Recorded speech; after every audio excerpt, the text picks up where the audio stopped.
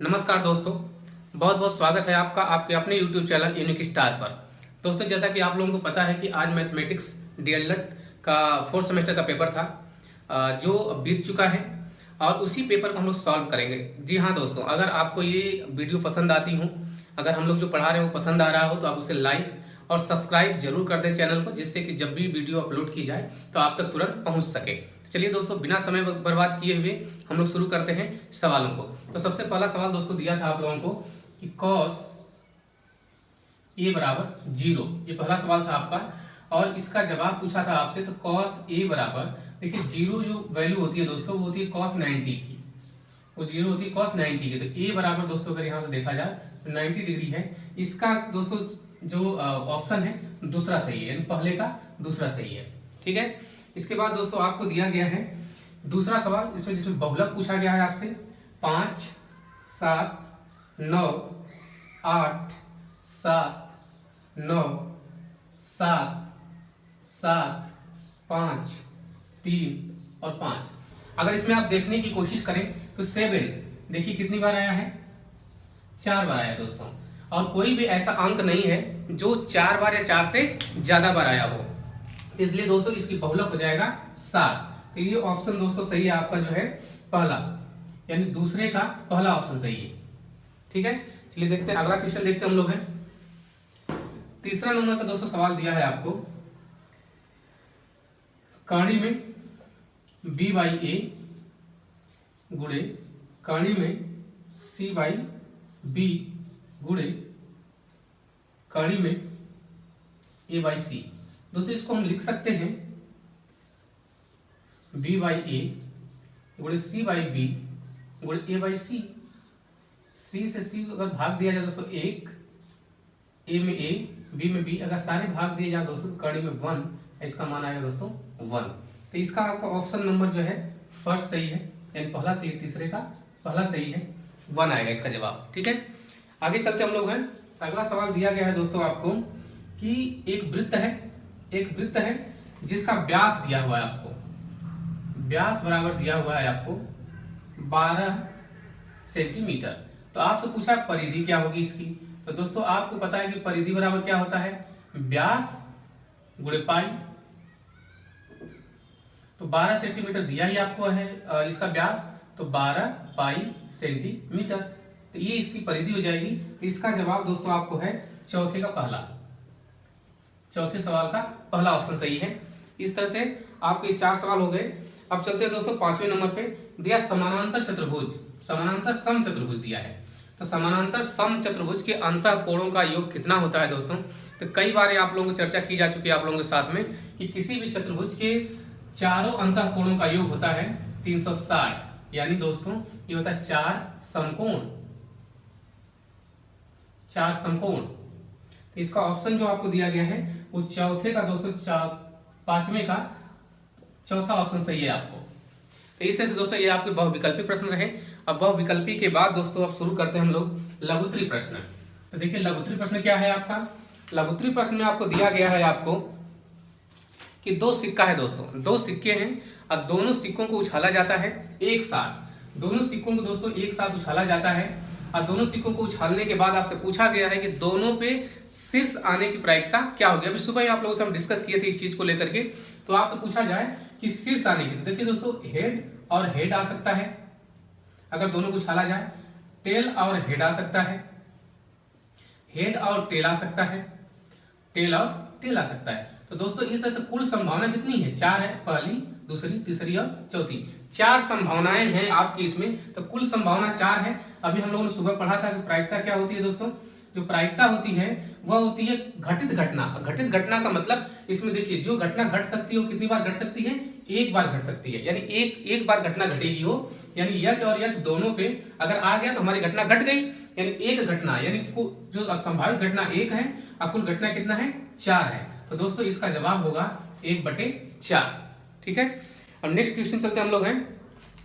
Next question आपको दिया गया है दोस्तों, एक आपको बेलन दिया गया है, यानी एक बेलन दिया गया है। उस बेलन के बारे में क्या बोला गया है आपको कि बेलन के आधार की, दोस्तों 7 नंबर का सवाल है, बेलन के आधार की दोस्तों एरिया दिया हुआ है, यानी क्षेत्रफल दिया हुआ है। एरिया दिया हुआ मतलब क्षेत्रफल। आपको पता है बेलन का क्षेत्रफल क्या होता है, पाई आर स्क्वायर। इसकी वैल्यू दिया है दोस्तों 100 वर्ग सेंटीमीटर, 100 वर्ग सेंटीमीटर। अब हमारे पास क्या बचता है, ये ऊंचाई दी गई है दोस्तों 10 सेंटीमीटर। और आपसे पूछा आयतन, तो अभी सुबह डिस्कस किया था दोस्तों हम लोग पाई आर स्क्वायर एच।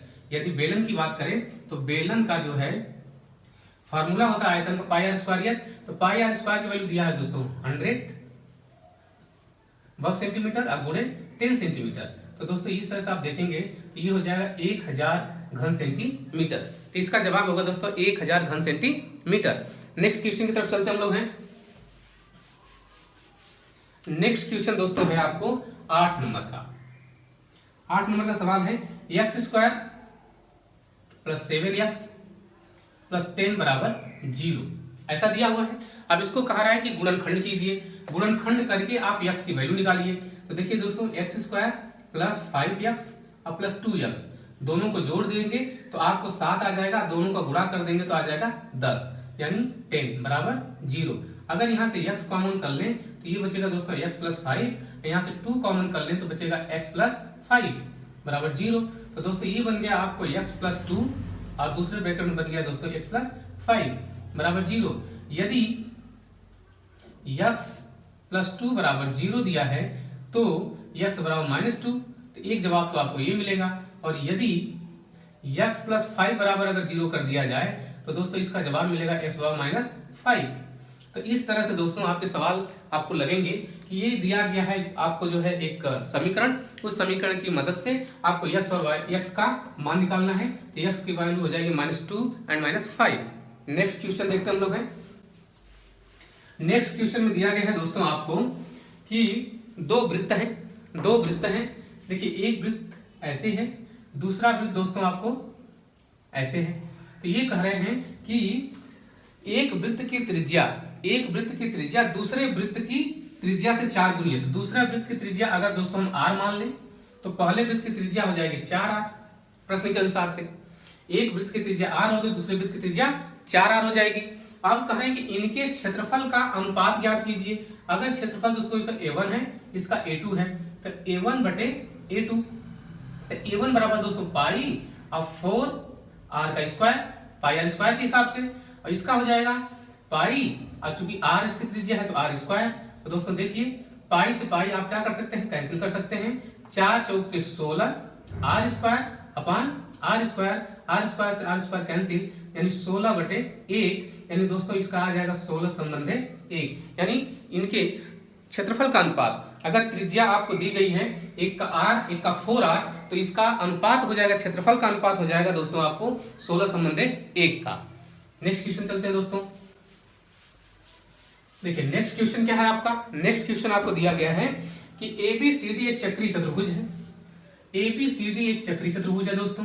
अभी ऐसे चक्रीय चतुर्भुज से रिलेटेड दोस्तों अभी सुबह सुबह हम लोग कई सवाल डिस्कस किए थे, उन्हीं में से सेम एक सवाल तो एग्जैक्ट वही सवाल आ गया है आपका।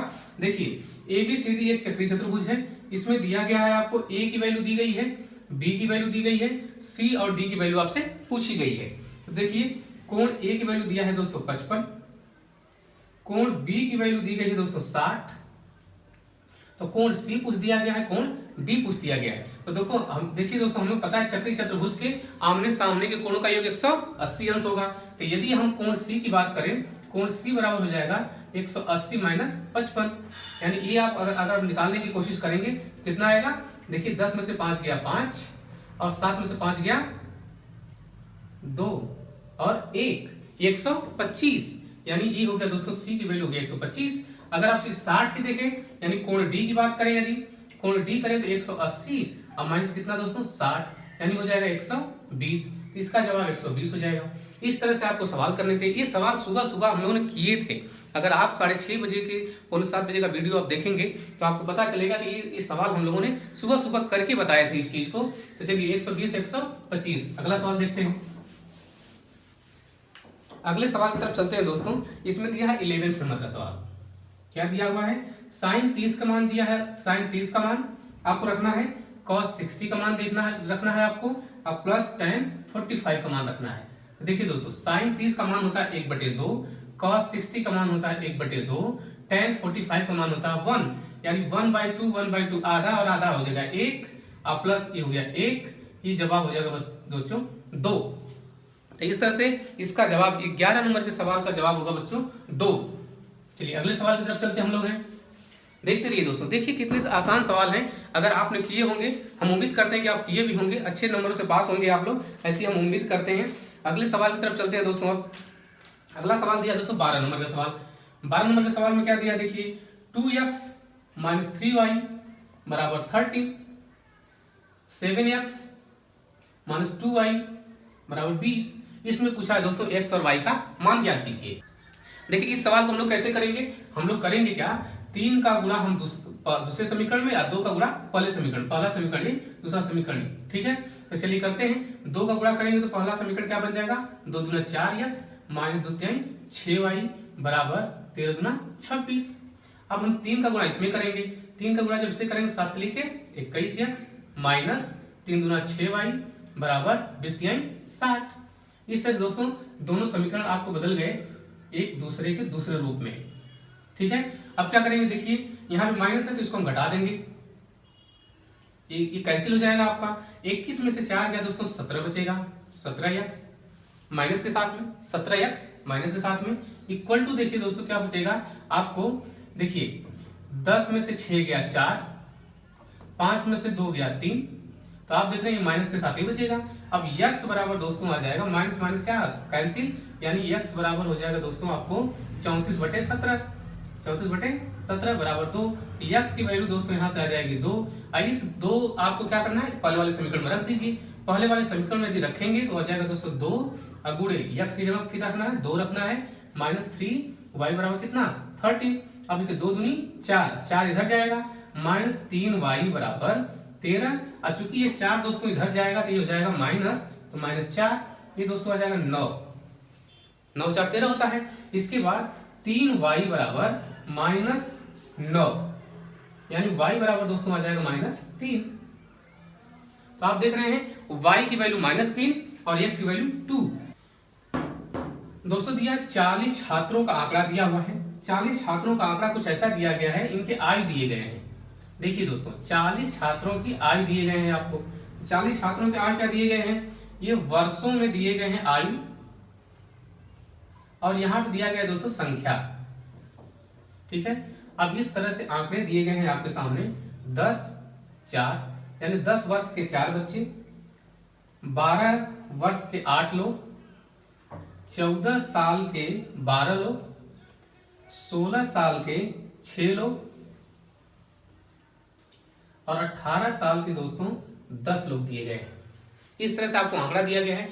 तो चलिए दोस्तों देखिए इस सवाल का जवाब दोस्तों हम लोग क्या करते हैं कि इस सवाल के देखो संचयी बारंबारता निकाल लेते हैं हम लोग। क्या निकाल लेते हैं, संचयी बारंबारता निकाल लेते हैं। देखिए 4 हो जाएगा और 4 8 कितना हो जाएगा 12 हो जाएगा, 12 12 कितना हो जाएगा 24 हो जाएगा, 24 6 कितना हो जाएगा 30 हो जाएगा, और 30 धन 10 बराबर 40, यानी ये संचयी बारंबारता है दोस्तों, संचयी बारंबारता हो गई, ठीक। अब हम देखिए दोस्तों यहाँ पे आप n की वैल्यू आपको कितना दी गई है, 40 दी गई है। अगर 40 दी गई है तो 40 कैसी संख्या है, सम संख्या है। तो सम के लिए माध्यिका का फार्मूला होता है आपको कि माध्यिका बराबर होता है n/2वां पद प्लस n/2 प्लस 1वां पद अब बटे क्या 2। तो देखिए यानी 40/2 बराबर 20वां पद अब प्लस 21वां पद, और दोनों का बटा 2 कर दीजिए। अब देखिए इसमें 20वां पद कहाँ आएगा, देखिए 20वां पद दोस्तों इसी में आएगा 24 वाले में।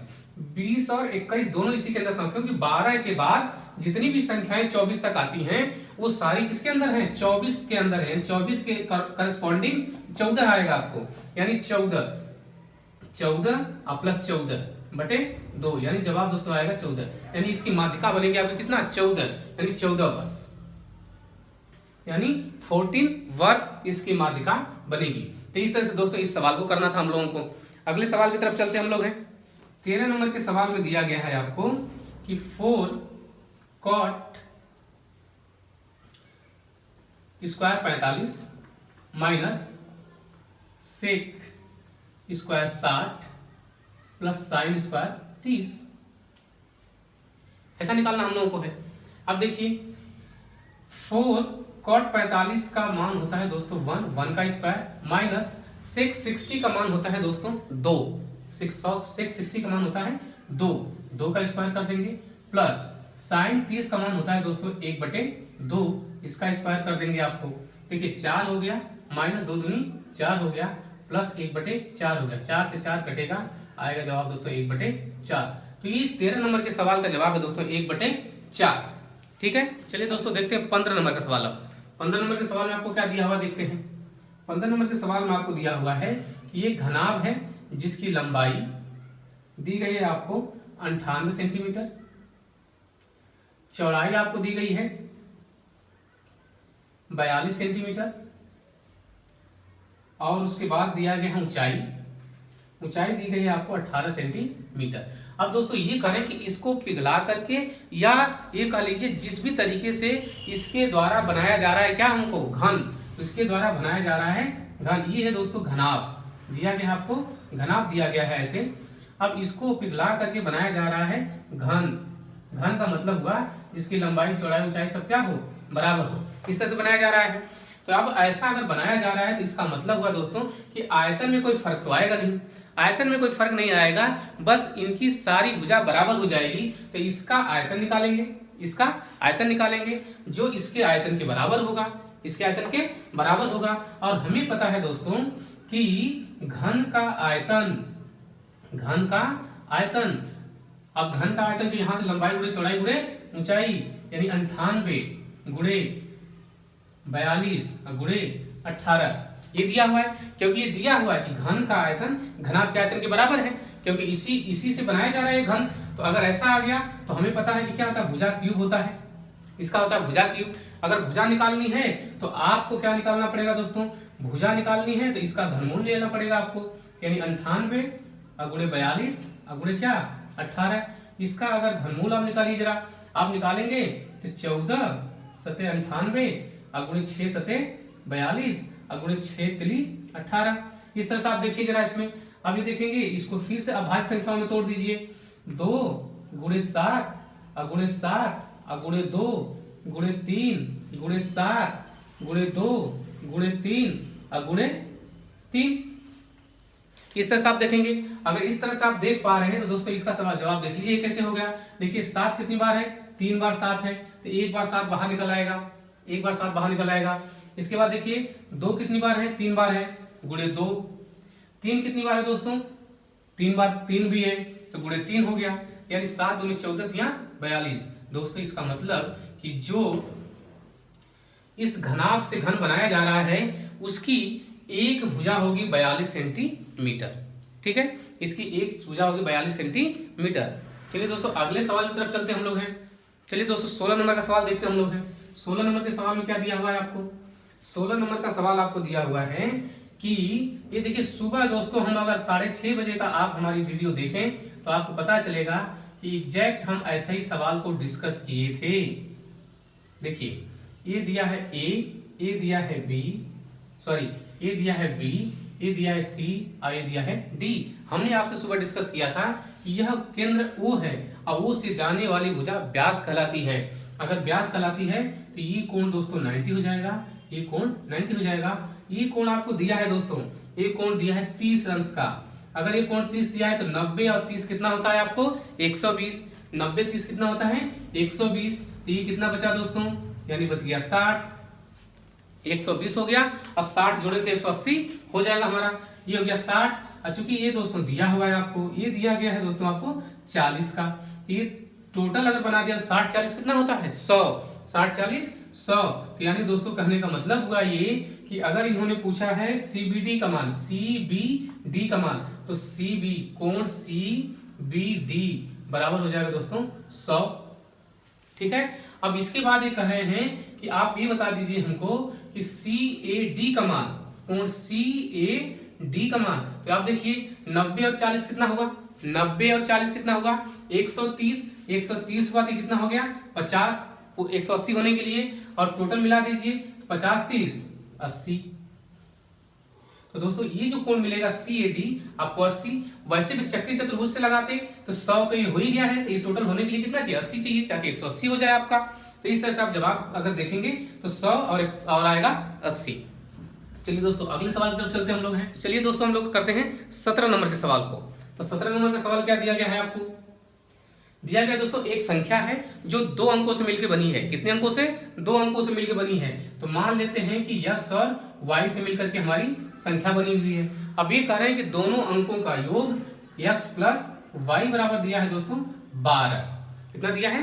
12 दिया है। अब ये कह रहे हैं कि इसी संख्या में से यानी x y में से अगर 36 को घटा दिया जाए तो इनके अंक बदल जाते हैं। y की जगह x की जगह क्या हो जाता है? y हो जाता है। अब देखिए दोस्तों इसको हम लोग लिख सकते हैं 10x प्लस वाई माइनस 36। इसको लिख सकते हैं दोस्तों 10y प्लस यक्स। बात ठीक है? 10y plus x. इसकी कभी चर्चा हम डिटेल में करेंगे दोस्तों। अभी हम अभी सॉल्व कर रहे हैं तो आप देख लें सिर्फ इसको आप। तो 10x प्लस वाई ऐसा होगा, x को इधर लाएंगे दोस्तों तो ये बचेगा 9x। अब इस y को इधर ले जाएंगे तो इधर भी 9 बचेगा, तो इधर लेके आएंगे माइनस 9y बराबर दोस्तों 36। अगर देखिए 9 से काट दिया जाए तो x माइनस वाई बराबर 4। ठीक है, और हमारे पास एक समीकरण पहले से दिया गया है x प्लस वाई बराबर 12। ये समीकरण दोस्तों सॉल्व कर लीजिए। देखिए y से y कैंसिल, 2x बराबर 12 4 16, तो x बराबर दोस्तों आ जाएगा 8। तो एक अंक आ गया आपको 8। अब चलते हैं दोस्तों इस x का मान आप इसमें रख दीजिए। अगर इसमें x में अगर आप इस समीकरण पहले में रखेंगे तो x बराबर 8 और प्लस y बराबर कितना 12, इसलिए y बराबर कितना दोस्तों 4। तो यानी y आ गया 4, x बराबर 8। तो हमने संख्या क्या मानी थी? x और y। तो x की जगह 8 रख दीजिए, y की जगह 4 रख दीजिए, तो संख्या मिलेगी हमारी 84। क्या मिलेगी दोस्तों? 84। इसके बाद दोस्तों हम लोग चलते हैं नेक्स्ट क्वेश्चन की तरफ। लास्ट क्वेश्चन हम लोगों का है ये 18 नंबर का सवाल। देखिए 18 नंबर के सवाल में क्या दिया हुआ है आपको? बहुत सिंपल सवाल है दोस्तों कि कह रहे हैं कि एक कुआं खोदा जा रहा है। एक कुआं खोदा जा रहा है जिसका व्यास दोस्तों दिया है 3 मीटर। कितना दिया है? 3 मीटर। और इस कुएं की जो गहराई है वो दिया है 14 मीटर। अब आपसे पूछा जा रहा है दोस्तों कि इसको खोदने में कितना खर्च आएगा यदि एक घन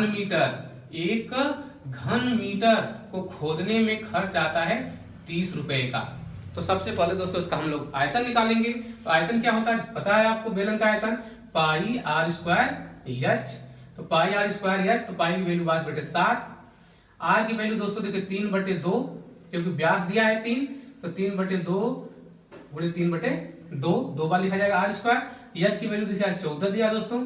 देखिए 7 दूनी 14, 2 से 2 अगर काटना चाहे तो काट सकते हैं।